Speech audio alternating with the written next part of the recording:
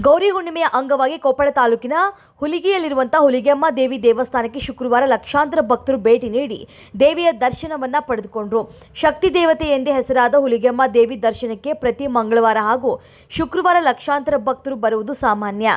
ಹುಣ್ಣಿಮೆ ದಿನವಾಗಿದ್ದರಿಂದ ರಾಜ್ಯದ ಬೇರೆ ಬೇರೆ ಜಿಲ್ಲೆಗಳು, ನೆರೆಯ ಆಂಧ್ರ ಹಾಗೂ ಮಹಾರಾಷ್ಟ್ರದಿಂದ ಮಹಿಳಾ ಭಕ್ತರು ಹೆಚ್ಚಿನ ಸಂಖ್ಯೆಯಲ್ಲಿ ಬಂದಿದ್ದರು. ಬೆಳಗಿನ ಜಾವದಿಂದಲೇ ದೇವಿ ದರ್ಶನಕ್ಕೆ ಉದ್ದನೆಯ ಸರತಿ ಸಾಲು ಇತ್ತು.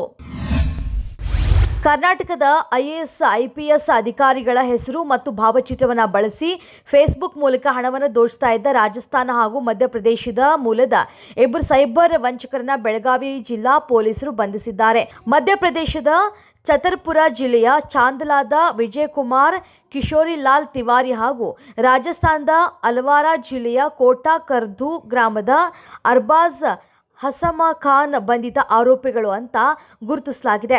ಆರೋಪಿಗಳನ್ನು ಮಾಹಿತಿ ತಂತ್ರಜ್ಞಾನ ಮತ್ತು BNS ಕಾಯ್ದೆಗಳ ಅಡಿ ಬಂಧಿಸಲಾಗಿದೆ. ರಾಜರಾಜೇಶ್ವರಿ ನಗರ ಕ್ಷೇತ್ರದ ಬಿಜೆಪಿಯ ಶಾಸಕ ಮುನಿರತ್ನ ವಿರುದ್ಧದ ಅತ್ಯಾಚಾರ ಮತ್ತು ಹನಿ ಟ್ರ್ಯಾಪ್ ಪ್ರಕರಣಕ್ಕೆ ಸಂಬಂಧಪಟ್ಟಂತೆ ಬೆಂಗಳೂರು ಗ್ರಾಮಾಂತರ ವಿಭಾಗದ ಹೆಬ್ಬಗೋಡಿ ಪೊಲೀಸ್ ಠಾಣೆಯ ಇನ್ಸ್ಪೆಕ್ಟರ್ ಅಯ್ಯಣ್ಣ ರೆಡ್ಡಿಯನ್ನ CIDಯ ವಿಶೇಷ ತನಿಖಾ ದಳದ ಪೊಲೀಸರು ಗುರುವಾರ ರಾತ್ರಿ ಬಂಧಿಸಿದ್ದಾರೆ. ಪ್ರಕರಣದಲ್ಲಿ ಇನ್ಸ್ಪೆಕ್ಟರ್ ಅಯ್ಯಣ್ಣ ರೆಡ್ಡಿ ಪಾತ್ರ ಕಂಡು ಬಂದ ಹಿನ್ನೆಲೆಯಲ್ಲಿ SIT ಅಧಿಕಾರಿಗಳು ಕರ್ತವ್ಯದ ವೇಳೆಯಲ್ಲೇ ಇನ್ಸ್ಪೆಕ್ಟರ್ಗಳನ್ನು ಬಂಧಿಸಿದ್ದಾರೆ ಅಂತ ತಿಳಿದು ಬಂದಿದೆ. ನಂತರ ವೈದ್ಯಕೀಯ ಪರೀಕ್ಷೆಗೊಳಪಡಿಸಿ ನ್ಯಾಯಾಲಯಕ್ಕೆ ಹಾಜರುಪಡಿಸಿ ಹೆಚ್ಚಿನ ವಿಚಾರಣೆಗೆ ಕಸ್ಟಡಿಗೆ 4 ದಿನಗಳ ಕಾಲ ವಶಕ್ಕೆ ಪಡೆಯಲಾಗಿದೆ ಅಂತ ಮೂಲಗಳು ಹೇಳಿವೆ. ರಾಜ್ಯ ಬಿಜೆಪಿಯಲ್ಲಿ ಎಲ್ಲವೂ ಸರಿಯಿಲ್ಲ ಅನ್ನೋದು ಜಗಜ್ಜಾಹೀರಾಗಿರುವಂಥ ಸಂಗತಿ.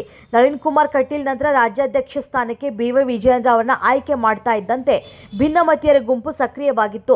ಇದೀಗ ಮತ್ತೆ ಆಕ್ಟಿವ್ ಆಗಿರುವಂಥ ಬಿಜೆಪಿ ಭಿನ್ನಮತೀಯರ ಗುಂಪು ಇಂದು ಸುದ್ದಿಗೋಷ್ಠಿಯನ್ನು ಕರೆದು ಮಹತ್ವದ ವಿಷಯಗಳನ್ನು ಬಹಿರಂಗಪಡಿಸಿದೆ. ಬಿಜೆಪಿಯ ರೆಬೆಲ್ ನಾಯಕರು ಮೊದಲ ಹಂತದ ಪ್ರತ್ಯೇಕ ಹೋರಾಟ ಘೋಷಣೆ ಮಾಡಿದ್ದು, ವಕ್ಫ್ ಆಸ್ತಿ ವಿವಾದವನ್ನೇ ಮೊದಲ ಹೋರಾಟವಾಗಿ ತಗೊಂಡು ರಾಜ್ಯಾದ್ಯಂತ ಪ್ರವಾಸದ ಬಗ್ಗೆ ನಿರ್ಧಾರವನ್ನ ಮಾಡಿದ್ದಾರೆ.